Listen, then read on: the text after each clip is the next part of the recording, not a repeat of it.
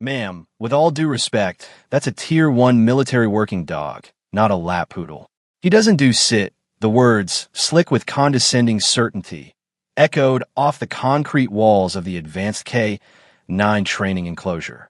The head trainer, a barrel-chested sergeant named Miller, whose uniform seemed shrink-wrapped to his ego, gestured dismissively towards the formidable animal pacing behind reinforced steel mesh. The small crowd of junior handlers and visiting airmen chuckled, a nervous, sycophantic sound that filled the sterile air. They looked from Miller's smirking face to the woman standing silently at the edge of the observation line. She was the focal point of his ridicule, a civilian consultant brought in to assess the program. And in his eyes, she was a complete and utter waste of his valuable time. She wore simple blue jeans and a worn brown jacket, her hair pulled back in a practical, unadorned ponytail. She offered no reaction to the insult. Her shoulders didn't slump, her jaw didn't tighten. Her gaze, a calm and unnerving shade of gray, remained fixed on the magnificent, troubled creature in the kennel. The dog, a Belgian Malinois named Shadow, was a living legend and a logistical nightmare. He was a veteran of over 100 high-stakes missions, a ghost of an operator who had gone missing in action years ago, and since his handler's disappearance, Shadow had become an enigma of controlled fury. He obeyed no one, tolerated nothing, a $1 million Defense Department asset now relegated to a cage, too valuable to euthanize, too dangerous to deploy. But high above the enclosure, in the tinted glass of the command observation deck, Base Commander Colonel Davis leaned forward, his eyes narrowing. He ignored the snickering crowd and the peacocking sergeant. He saw something else. He saw the woman's stance. It was a stillness he hadn't seen in years, a kind of rooted calm that belonged to a different world, a different kind of pressure. It was the posture of someone who'd spent a lifetime waiting, listening to the silence between heartbeats in places where a single sound could mean the end. It was a stillness he last saw on a dusty airfield in Kandahar, in the moments before a mission from which not everyone returned. If you believe respect is earned, not demanded, type earn below. The woman, Dr. Eris Thorne, had arrived that morning with a thin file and a letter from the Pentagon. Her credentials listed a doctorate in animal behavioral psychology and a string of academic papers. But to Sergeant Miller, this was just bureaucratic nonsense. He saw soft hands, a civilian haircut, and a complete lack of military bearing. He saw an academic who was about to get a harsh lesson in the difference between theory and the brutal reality of a Tier 1 canine. He had made it his personal mission for the day to expose her ignorance, to put her in her place, so he could get back to the real work. "You see, ma'am," Miller continued, his voice booming with the pleasure of his own authority. Shadow here was paired with a legend, a real operator, not someone who reads about dogs in a book. This animal has more confirmed enemy engagements than half the soldiers on this base. He responds to a very specific set of protocols. Protocols you wouldn't understand. He was speaking to her, but his words were for the audience of young handlers who hung on his every syllable. Their faces a mixture of admiration for him and pity for her. He was establishing his dominance, reinforcing the rigid hierarchy of the kennels. Here, experience in the field was the only currency that mattered, and in his estimation, she was bankrupt. Eris Thorne didn't even seem to hear him. Her focus was absolute, a laser beam of concentration directed at the pacing animal. Shadow moved with a liquid, predatory grace, a coiled spring of muscle and instinct. His black-tipped ears swiveled, capturing every sound, his dark eyes missing nothing. The other handlers kept a wide berth, their fear a palpable scent in the air. They had all tried to work with him. They all bore the scars of their failure, some physical, most emotional. The dog was more than just aggressive. He was grieving, a warrior whose other half had been torn away, leaving him stranded in a world he no longer understood. He was a mirror of his lost handler, silent, lethal, and utterly alone. Miller, mistaking her silence for intimidation, pressed his advantage. "We've had the best trainers in the service try to get through to him. Rangers, SEALs, you name it. They couldn't even get him to take a food reward. So, what exactly is it you think you're going to accomplish here today, Doctor?" The title was a poison dart, meant to frame her as an outsider, an academic tourist in his gritty, practical world. The silence that followed was heavy, broken only by the rhythmic click of Shadow's claws on the concrete floor. Eris Thorne finally shifted her weight, a small, almost imperceptible movement. She turned her head slightly, her gray eyes meeting Miller's for the first time. Her voice, when it came, was quiet, devoid of any emotion. It was not a challenge, nor a defense. It was a simple, technical inquiry. What's his hydration schedule? The question was so unexpected, so mundane, that it completely derailed Miller's tirade. He blinked, thrown off balance. His what? We give him water. He gets plenty of water. She kept her gaze on him. At what times? Is it scheduled or free-fed? What's the ambient temperature of the water? Have you tested the mineral content? Malinois bred for arid environments have different renal sensitivities. The quiet precision of her questions, the sheer depth of her technical knowledge, hung in the air. The junior handlers stopped smirking. They looked at each other, a flicker of uncertainty in their eyes. Miller scoffed, recovering his bluster. We're running a military kennel, ma'am, not a luxury spa. It's a bowl. We fill it with water, without another word. Eris Thorne turned her attention back to the dog, the brief exchange over. But the first crack had appeared in the sergeant's armor of arrogance. He had expected fear or deference. He had received calm, surgical competence. And in that moment, the dynamic began to shift, a silent tectonic movement that only the dog and the woman seemed to feel, and perhaps the colonel, watching with growing intensity from the window high above. The demonstration was a carefully orchestrated piece of theater designed by Miller to finalize Thorne's public humiliation. He called it the volatile target apprehension drill. The scenario was simple. A handler in a full-bite suit, acting as a hostile combatant, would create a disturbance at the far end of the training yard. A dog would be released to neutralize the threat. It was a standard exercise, but with Shadow, it was a near-guaranteed failure, a perfect opportunity for Miller to prove his point. All right, listen up, he barked at his team. We're going to show the doctor here what we're dealing with. Corporal Jones, you're the bait, a young, nervous-looking corporal nodded, his face pale behind the face guard of the bulky bite suit. Remember the protocol, Miller instructed loudly, his words clearly intended for Thorne. No sudden movements until the dog is released. We don't want to trigger his prey drive prematurely. Not that it matters. He won't listen anyway. He turned to Thorne with a condescending smile. You might want to step back, ma'am. This can get a little intense. Eris Thorne didn't move. She simply stood by the fence line, her arms crossed loosely, her posture relaxed but aware. She was an island of calm in a sea of manufactured tension. The gate to Shadow's enclosure was opened remotely. The dog didn't bolt out as the others did. He stalked out, his movements deliberate, his head low. He surveyed the yard, his intelligence palpable. He was not a tool. He was a soldier assessing a battlefield. At the far end, Corporal Jones began to shout, waving a padded baton, playing the part of the aggressor. Release command. Go, go, go. Miller yelled into his radio. But Shadow didn't move. He stood in the center of the yard, ignoring the flailing corporal entirely. His attention was elsewhere. He looked past the handlers, past the equipment, his gaze sweeping the perimeter until it landed on the silent woman by the fence. He stood perfectly still, his body a statue of tense muscle, his eyes locked with hers. A low growl rumbled in his chest, a sound like distant thunder. See, Miller said with a triumphant shrug. Total noncompliance. He's broken. The asset is a loss. He was about to call off the drill, to cement his victory, when the situation took a sharp, uncontrolled turn. Corporal Jones, perhaps frustrated or overzealous, broke protocol.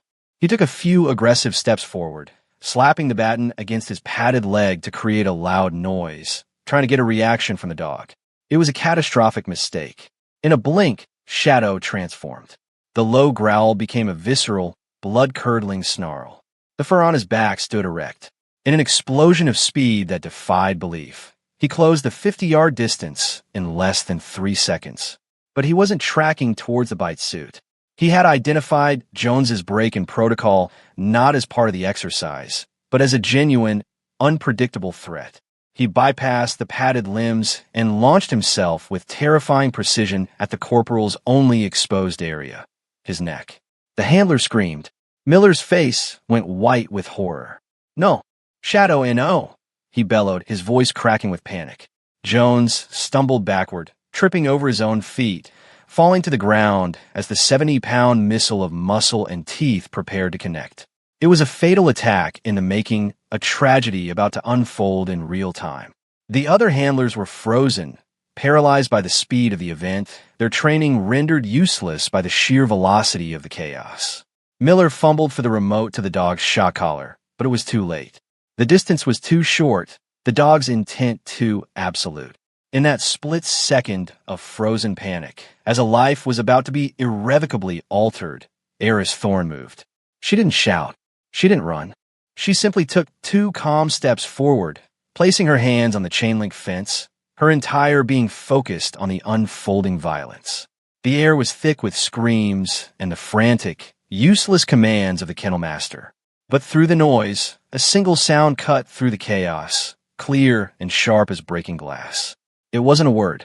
It was a whistle, a short, 2-note melody, impossibly soft, yet it pierced the cacophony like a bullet. It was a sound that didn't belong, a private note in a public catastrophe. The effect was instantaneous and absolute. In midair, a foot from Corporal Jones's throat, Shadow's body contorted. He twisted, breaking his own momentum with a violent muscular spasm, and landed on the ground with a grunt, his paws skidding in the dirt. The killing lunge was aborted, the attack simply canceled. The dog, breathing heavily, did not look at the terrified corporal on the ground. He didn't look at the stunned handlers. He turned his head, his ears perked, and stared directly at Eris Thorne. The murderous rage in his eyes was gone, replaced by something else entirely. Confusion, recognition, and a flicker of profound, searching hope. The yard fell into a deafening, ringing silence. The only sound was the ragged, panicked gasping of Corporal Jones, who was scrambling backward on his hands and knees, his eyes wide with the terror of his near-death experience. Sergeant Miller stood with the remote in his hand, his mouth hanging open, his face a mask of utter, stupefied disbelief. The world had stopped turning. Every law of his profession, every certainty he held about this dog, had just been shattered by a quiet woman and a simple, impossible whistle. The silence that blanketed the training yard was heavier than any sound. It was a vacuum, filled with the unspoken shock of a dozen men who had just witnessed a miracle and a tragedy averted in the same breath. They stared, unblinking, at the scene before them. Corporal Jones was being helped to his feet by his trembling comrades, his face the color of ash. The dog, Shadow, remained where he had landed, a perfect statue of obedience, his entire being focused on the woman at the fence. And Sergeant Miller, the loud, confident authority, was utterly speechless. His arrogance had been stripped away in a single moment, leaving behind a raw, gaping awe. He looked from the dog to the woman and back again, his mind refusing to process what his eyes had just seen. That's when the sound of a heavy door opening echoed from a main building. Colonel Davis emerged, walking down the concrete steps from the observation deck. He moved with a calm, deliberate purpose that commanded attention. The handlers instinctively straightened up, their shock momentarily replaced by the ingrained reflex of discipline. The colonel didn't look at them. He didn't look at Miller. His eyes were fixed on Eris Thorne. He walked across the yard, the dust puffing up around his polished boots, and stopped not in front of Thorne, but beside her, his gaze following hers to the dog. Shadow, seeing the colonel, let out a low whine, a sound of deep, conflicting emotion. He remained seated, his posture a testament to the power of the whistle that still hung in the air. The colonel watched the dog for a long moment, a flicker of memory in his eyes, before he finally turned to his aide, a young lieutenant who had followed him out, tablet in hand.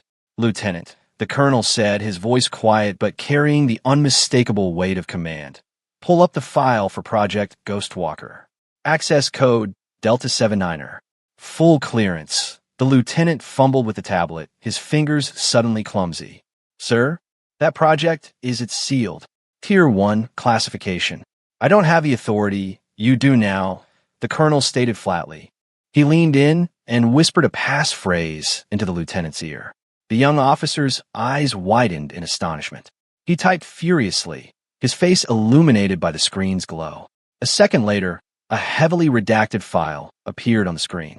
"Sir, it's open," he whispered, his voice filled with reverence.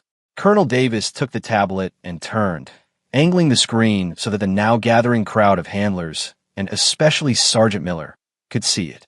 He swiped a finger across the screen, past lines of blacked-out text, until he reached the personnel section. A photograph appeared, grainy and taken under harsh field conditions. It showed a younger, uniformed version of the woman standing before them, her face streaked with camouflage paint. Beside her, alert and magnificent, was a younger version of the dog Shadow. The colonel's finger tapped on the text next to the photo. The words were stark, stripped of all but the essential facts, and each one landed on Sergeant Miller like a physical blow. Name, Thorne Eris. Rank at time of separation, Major. Unit, Joint Special Operations Command, 1st Special Missions K, 9 Detachment, Classified. Title, Program Lead and Primary Handler, Project Ghostwalker. He swiped again, and a list of commendations filled the screen. A silver star, 2 bronze stars with valor, a purple heart, mission logs from places that didn't officially exist, operations that had been buried in the deepest vaults of national security. The handlers gasped. They weren't looking at a civilian psychologist. They were in the presence of a ghost, a decorated special operations officer, a warrior of the highest caliber. Sergeant Miller's face had gone from white to a mottled red of profound, soul-crushing shame. He finally understood. The dog wasn't broken. He was loyal. He had been waiting all this time for the only command he would ever truly recognize. The whistle hadn't been a trick. It was a key, one that unlocked a bond forged in the crucible of combat, a connection that Miller, with all his bluster and protocols, could never have comprehended.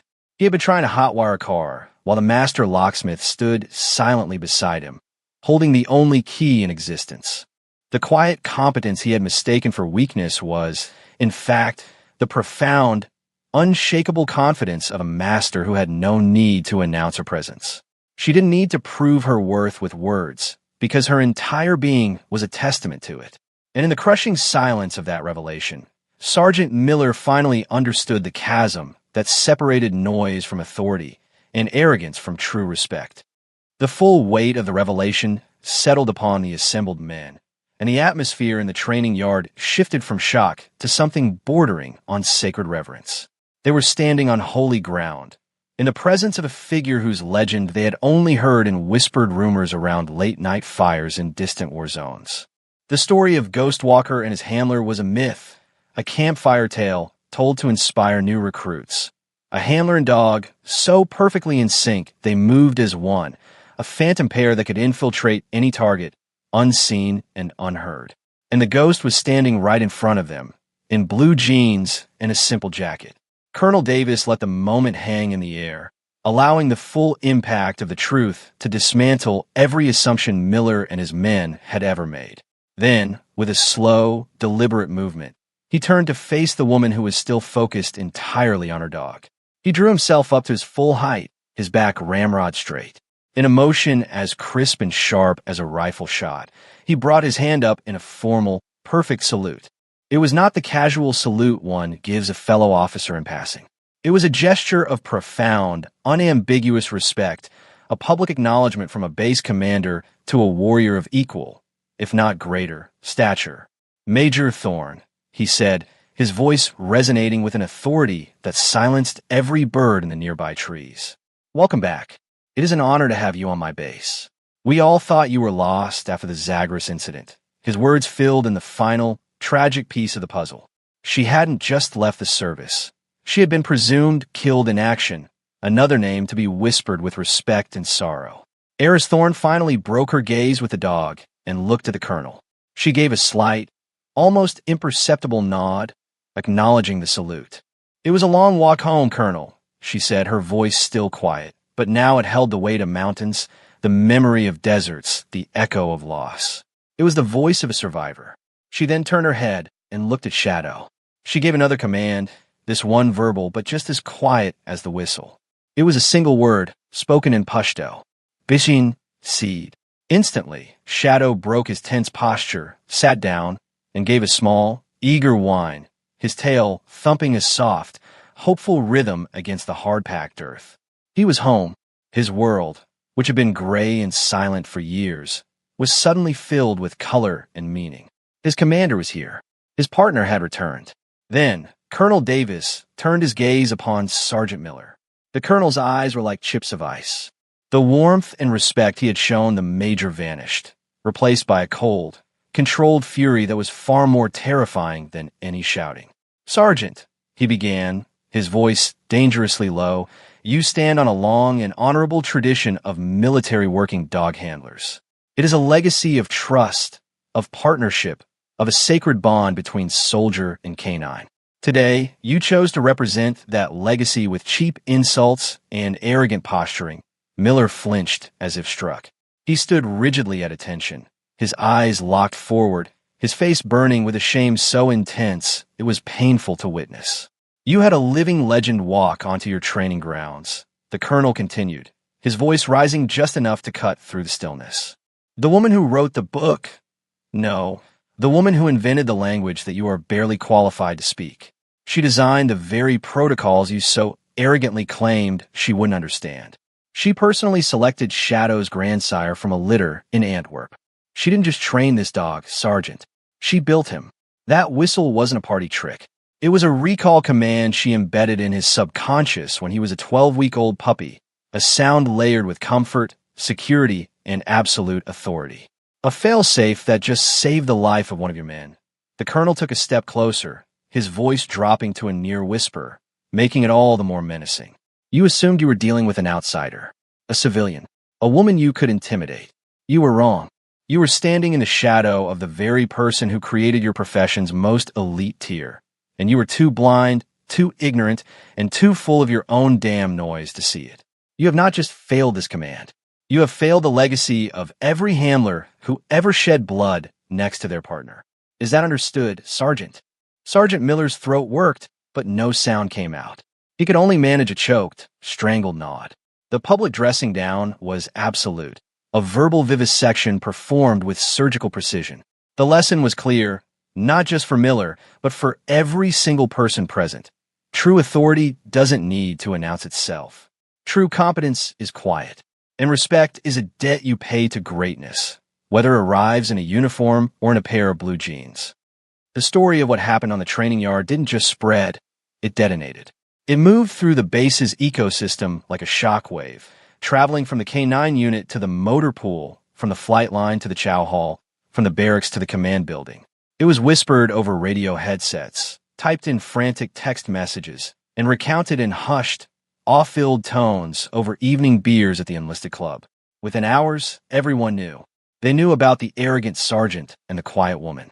They knew about the dog that couldn't be controlled and the impossible whistle that had tamed him in an instant. The legend of the ghost of Ghostwalker was born. Major Eris Thorne, the woman presumed dead for years, had returned, not with a parade or a press conference, but with a quiet, devastating demonstration of pure competence. The narrative became a modern military fable, a cautionary tale about the mortal sin of assumption. Pilots told it to their cocky, new co-pilots. Drill sergeants told it to their raw recruits. It became a teaching tool, a cultural touchstone on the base. The phrase, "don't get Millered," entered the local lexicon, a shorthand warning against judging anyone by their appearance. For Sergeant Miller, the experience was not just humbling. It was transformative.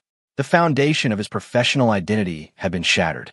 His entire worldview, built on a rigid hierarchy of visible strength and loud authority, had been proven false.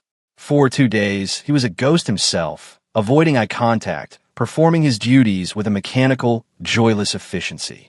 The swagger was gone, replaced by a heavy, thoughtful silence. On the 3rd day, he sought out Major Thorne. He found her not in an office or a briefing room, but where she always was, with Shadow. She was sitting on the floor of a sanitized kennel, the dog's massive head resting peacefully in her lap as she methodically checked his paws for burrs. Miller stopped at the open gate, his hat in his hands. He stood there for a full minute, silent, before she finally looked up, her gray eyes calm and questioning. "Ma'am," he began, his voice rough with emotion, stripped of all its former bravado. "Major Thorne, I came to apologize. What I did was inexcusable. My behavior was unprofessional, and my assumptions were ignorant. There's no excuse for it, ma'am. I was wrong. Heiress Thorne simply nodded, continuing her examination of the dog's paw. We all make assumptions, Sergeant. The important thing is what we do after we learn they're wrong. Her lack of condemnation was, in its own way, more impactful than any lingering anger would have been. She wasn't interested in his shame. She was interested in the mission. The mission was the dog. Miller took a hesitant step forward. I've spent my whole career thinking I knew these animals, thinking I knew what it took. But watching the bond you have with him, I realize I don't know anything at all. Not really. He looked at her, his request laid bare in his eyes. If you'd be willing, ma'am, I'd like to learn. I want to understand what I saw. I want to be better. Eris looked from the sergeant's earnest, humbled face to the trusting animal in her lap. She saw a bridge, an opportunity not for retribution, but for growth. Her philosophy had never been about personal glory. It was about the welfare of the animals and the effectiveness of the mission. She gave another small nod. The dog comes first, Sergeant. Always, she said, her words echoing the core of her entire existence. The bond isn't about dominance. It's about trust. It's a silent conversation. You have to learn to listen, and so began the re-education of Sergeant Miller and his entire unit. Major Thorne didn't hold lectures or use PowerPoint presentations. She taught through action. She showed them how to read the subtle language of the dogs, the twitch of an ear, the shift in weight, the dilation of the eyes. She taught them that respect was the foundation of obedience, and that trust, once earned, was a more reliable tool than any shock collar or choke chain. In the center of the K-9 unit's main office, a bulletin board was covered in commendations, schedules, and official notices. A few days after the incident, a new item appeared. Someone, no one ever admitted who, had pinned up a single, candid photograph. It wasn't a posed shot. It was taken on a cell phone in the moments after the training yard had cleared. It showed Major Thorne kneeling in the dirt, her hand resting gently on Shadow's head. The powerful dog, the untamable beast, was looking up at her with an expression of such absolute love and devotion that it took one's breath away. Beneath the photo, someone had typed up a small label and tacked it to the board. It wasn't an official plaque, but it was more powerful than any engraved brass. It read simply, "Respect the bond." It became the unit's unofficial motto, a constant, silent reminder of the lesson they had learned in the most dramatic way imaginable. A year passed. The transformation of the base's K-9 unit was nothing short of miraculous. Under the quiet, steady guidance of Major Eris Thorne, who had agreed to stay on as a permanent civilian advisor, the program became the new standard of excellence for the entire armed forces. Their success rates in training, deployment, and mission effectiveness skyrocketed. Dogs that had been written off as problem cases flourished under a new philosophy rooted in mutual respect and deep psychological understanding. The Thorne method, as it came to be known, was being drafted into official military doctrine, set to revolutionize K-9 programs across all branches of service. Sergeant Miller, once a monument to arrogant ignorance, was now its most fervent and humble evangelist. He was a changed man. The bluster was gone, replaced by a quiet, watchful confidence. He spoke less and listened more. He treated every dog and every handler, regardless of rank or experience, with a newfound respect. He began every new training class for incoming handlers not with a demonstration of force, but with a story. He would stand before the fresh-faced recruits and tell them, in raw, honest detail, about the day he made the biggest mistake of his career. He told them about the quiet civilian woman he had belittled and the living legend he had been too blind to see. He told them about Shadow, the broken dog who was simply waiting for his hero to come home. He would point to the photo on the office wall, now framed and given a place of honor, and say, "Your job is not to command an animal. Your job is to earn the trust of partner. Forget everything you think you know about dominance. Your goal is to build a bond so strong that a single, quiet whistle is more powerful than a leash, a fence, or a direct shouted order. Your goal is to learn to listen." The story became a foundational piece of institutional folklore. Newcomers to the base were told the tale of the ghost and the sergeant almost as soon as they arrived.